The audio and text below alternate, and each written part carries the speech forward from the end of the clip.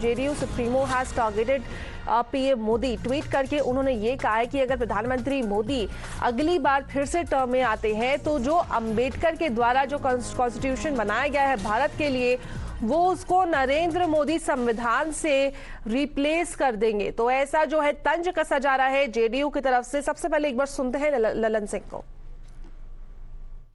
अगर 2024 में फिर वो वापस आ गए तो आप एक बार जान लीजिए, पुराना डॉक्टर भीमराव अंबेडकर और जो संविधान सभा की बनाया हुआ जो संविधान है उसको बदलकर नरेंद्र मोदी संविधान को कहते हैं।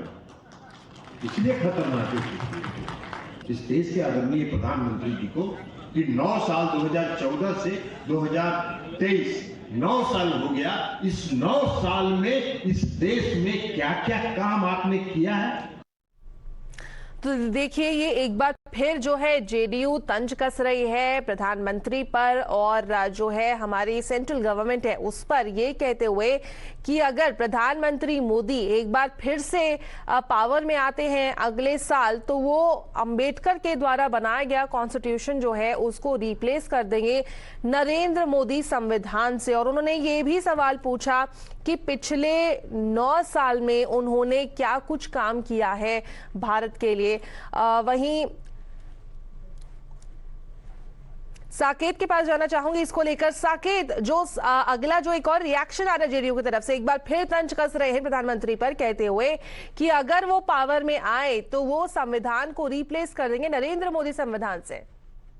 देखिए, बिल्कुल विपक्ष की तरफ से लगातार आरोप जो है नरेंद्र मोदी पर और प्रधानमंत्री पर ये लगते रहा है कि वो विपक्ष ये कहता है कि प्रधानमंत्री जब फिर सत्ता में आएंगे तो वो संविधान बदल देंगे, अब आगे चुनाव नहीं होगा। इस तरह के आरोप लगातार लगते रहे हैं उन पर विपक्ष के तरफ से।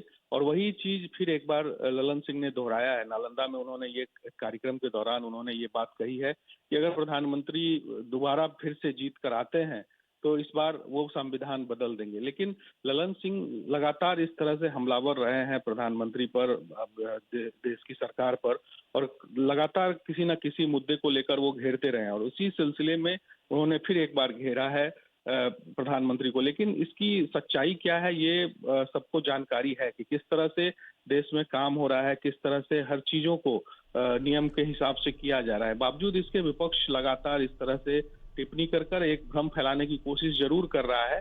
लेकिन अब इस आरोप पर क्या कुछ बीजेपी का कहना होगा, ये आगे देखना होगा कि आखिर बीजेपी इसका कैसे जवाब देती है। जी, देखना ये होगा कि बीजेपी इस पर पलटवार कैसे करेगी। शुक्रिया साकेत हमारे से जुड़ने के लिए।